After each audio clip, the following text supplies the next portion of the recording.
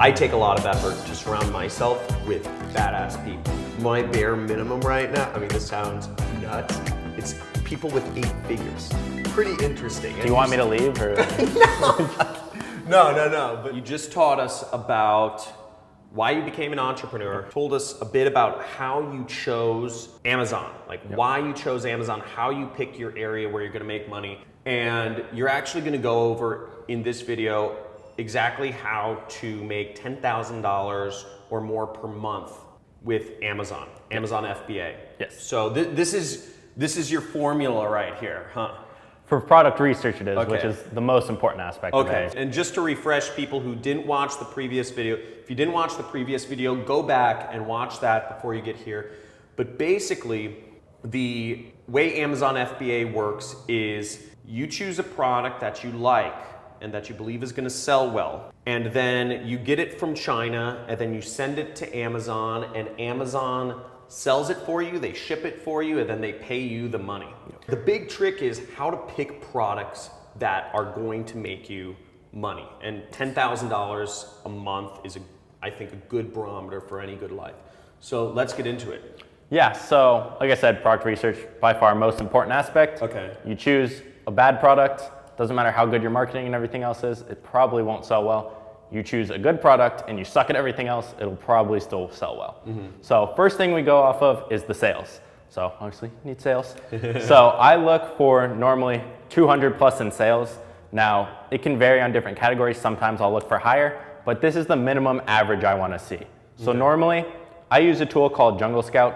It's a little Chrome extension. You click on a certain keyword and it'll pull all the data for the top listings for that keyword. Okay. So I then look at the top products on all those. I'll normally look at the top 10 or top 12, and I want to see at least the majority, probably I say 7 out of 12, meet this criteria of 200 plus in sales. So the 7 out of 12 of the top products in that category. So let's say I'm searching up camping hammocks for that keyword, because Amazon's all about ranking for different keywords. My whole goal is to see where I think I can rank myself for that keyword. So I want to make sure that keyword is getting sales for those products. So when I search that keyword, I want the majority of people to have sales that I think I can get. So if they all have 100, I'm probably not going to be able to come in and get 200 because that's not what the market can hold. But if they all have 500, I might be able to get that. So over 200, we're good. Cool. So that's the demand aspect of it. Now reviews on Amazon are kind of how you gauge competition. Not 100%, but normally, if you see someone with 1,000 reviews versus someone with 10, you're gonna buy the one with 1,000 reviews. It's just feels more professional, more real to the person. A lot of people feel like there's fake reviews on Amazon, so that's why you do wanna have a good amount of reviews, which is a whole different launching strategy, which we might go over later. But I go off of under 75 reviews because I wanna see how many I think I can get. And now a lot of people think, what if I can just get 200 reviews? Can I rank that high? No, it doesn't work exactly like that. But if I see, again, the majority, so 7 of the first 12 listings being under 75 reviews, then I say, okay, that's not too competitive. I can probably go after that product. Now, a small little piece on this is you don't want products that are exactly all the same. So let's say everyone's selling a pen and it's the same pen every time because everyone sources it from Alibaba and it's the same thing. There's no differentiation. So you want to make sure you differentiate yourself. Third point is you want the price to be between $15 and $50. Reason for the 15 is you're just too low of profit if you're not in that range. You won't be making more than $5 a sale because Amazon takes 15% of the sale price and then their fulfillment fee, which our whole goal is small and light products because that's what the fulfillment fee is based off of. So normally it's $3 to $4 a unit. So they're taking 15%, they're taking that, you're looking at $6 in fees right there, plus your product cost and shipping from China, which maybe it will say is $4. You're already looking at $10 in cost, so 5 profit. Reason for 50, anything over 50, people really have to think about purchasing. They might have to consult their spouse and whatnot. Anything in between this range is kind of a one-click buy, super easy. So that's the reason for that. And then the last one is brand equilibrium. So we want to see that it's not all dominated by one brand, that product. Like let's say someone used the example of like face masks. You don't want one brand to sell all the same ones, and you don't want to see huge brands like Under Armour and Nike, and you don't want to compete if they have a lot of listings in the top 12. If they have one or two, that's okay, you can compete with them, but you don't want to see one brand have more than 4 or 5 listings, because that means they kind of dominate that niche, and more times than not, they're driving outside traffic, which is not what we're trying to capitalize on. If they're driving outside traffic, that doesn't matter to us. We can't capture those sales anyway, because they don't see our product, they see theirs only. Whereas we're trying to capture the organic Amazon traffic. So if they're searching that keyword, they'll see us. But a lot of times with the big brands and whatnot, they're driving outside traffic, obviously. That's the main reason for that. But these are kind of the main points. There's a couple little things other than that, but the main thing, again, the tool I use is called Jungle Scout. I'll put a link in the description to the resources you mentioned. So that's the Chrome extension they have. They have another tool, which kind of helps you initially find products, but the Chrome extension pulls all the sales data. So we want 7 out of top 12 to meet 200 plus sales, to be under 75 reviews. We want the whole market for that product to be $15 to $50. And we don't want to see more than this one brand or big brands a couple times in the top 12. Okay. So first of all, awesome.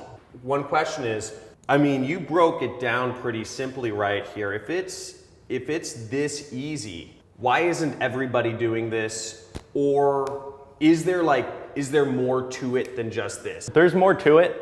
But one of the things is there's not hundreds of products out there that meet this criteria at one point. They go in and out. It's kind of being first to the market with a product, and it'll meet these numbers when it's kind of growing. Example, fidget spinners. I got in on those very, very early. Are you serious? Sold them, and then they died. I don't like going for fads, but that's an example of one. Got super competitive, so when I started, it wasn't. If you look now, thousands of reviews, you can't even rank. So it just takes time to find products. It's not as easy as like, oh, I'm gonna go search for an hour or two to find a product. It can take a couple hours, it can take a couple days, couple weeks. Normal for me is a week or two to find a product. And again, it's always a risk, but there is more to it. And usually just most of these parameters, if you know a little bit what you're doing on choosing the product, you'll be good. Your worst case normally is, oh, okay, maybe I ordered $1,000 worth of product and I sell, instead of aiming for 7 sales a day, maybe I'm hitting 3 or 4. Okay, so you're still making $20, $30 a day. So now your worst case is you're profiting 1,000 and you just don't reorder that product. So worst case is your money's tied up for 3 or 4 months if you're selling really slow. Because our initial orders are normally 200 to 500 units. So that's kind of usually your worst case. Now, can you lose money? Yes. If you do advertising and other things and you're not doing it well, you can. Will you? Probably not.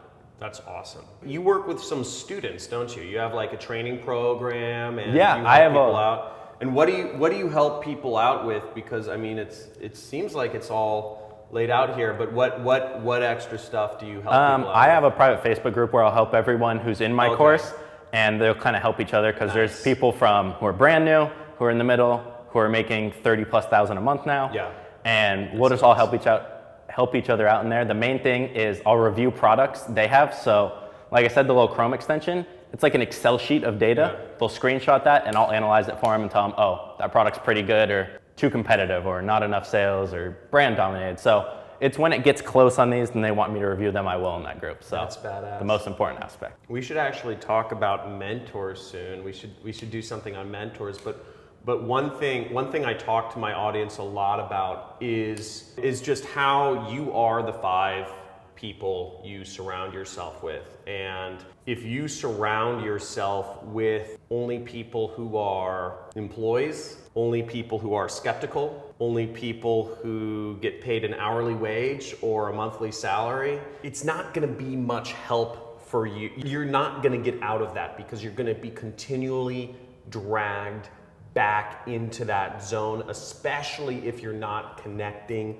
with any other people that are actually driving sweet cars, that are, my buddy's buying a Gulfstream jet, next month, which is really cool. It's 10 to 15 million dollars, right? If you're not surrounding yourself with badass entrepreneurs. So if this is something that is, if you think you want to start an Amazon business, if that's like a direction where you say, okay, this is something I'm ready to do, dude, I would totally encourage you guys to check out this guy's training stuff. Is it all right if I put up some links or something?